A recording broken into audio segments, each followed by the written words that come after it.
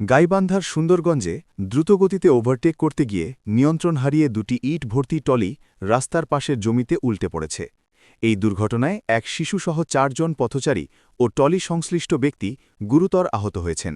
সোমবার সকাল ১১টার দিকে রংপুর সুন্দরগঞ্জ মিনি সড়কের দোলাপাড়া নামক স্থানে এই দুর্ঘটনা ঘটে।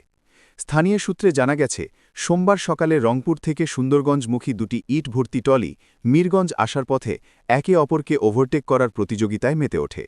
দোলাপাড়া এলাকায় পৌঁছালে বেপরোয়া গতির কারণে চালক নিয়ন্ত্রণ হারান এবং টলি দুটি ছিটকে রাস্তার পাশের জমিতে পড়ে যায়।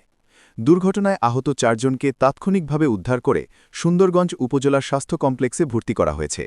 আহতরা হলেন ছাইতানতলা গ্রামের আতিকুল ইসলামের পুত্র রেজাউল ইসলাম, পূর্ব বৈদ্যনাথ শেখপাড়া গ্রামের আতোয়ার রহমান পুত্র শহীদুল ইসলামের পুত্র আবদুল্লাহ, নাচনি ঘগোয়া সৈয়দ আলীর পুত্র সাইফুল ইসলাম। প্রত্যক্ষদর্শীরা জানান, টলি দুটি যেভাবে পাল্লাপাল্লি করছিল তাতে যে কোনো সময় বড় বিপদের আশঙ্কা ছিল।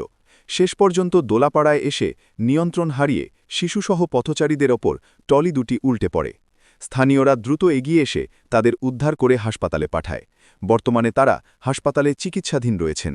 স্থানীয় বাসিন্দাদের অভিযোগ, এই সড়কে নিয়মিতভাবে টলি ও ট্র্যাক্টরগুলো প্রতিযোগিতার মতো ঝুঁকিপূর্ণভাবে চালানো হয়। চালকদের এই অপেশাদার আচরণের কারণেই বারবার এমন দুর্ঘটনা ঘটছে। তারা এ বিষয়ে প্রশাসনের কঠোর হস্তক্ষেপ দাবি করেছেন।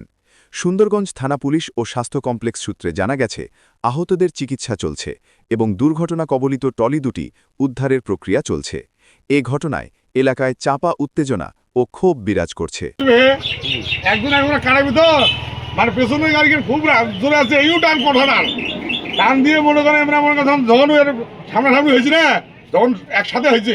একসাথে হওয়ার পর থেকে রাস্তা মনে করে কোনো মানুষ দেখা যায় না, খেলা ধুয়ে ছাড়া।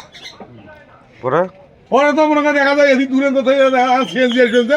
মূল কারণ হঠাৎ আমার অভিমত করেন তো যে সিএনজি বোধ হয় মারছি বাবা, এই বোধ আর বাঁচিল নেই। আল্লাহ কি কাম এটা একই দেখি তোমার খারাপ করে দিয়েছে। পরে তো দেখবি ছাওয়াটা মনে করে ইটের তল থেকে টানি বের করে ফেলছে। এই যে আজকে আমি টলি অ্যাক্সিডেন্ট, আমার একটা হাত নাই আজকে ওই টলিতে এই জায়গাতে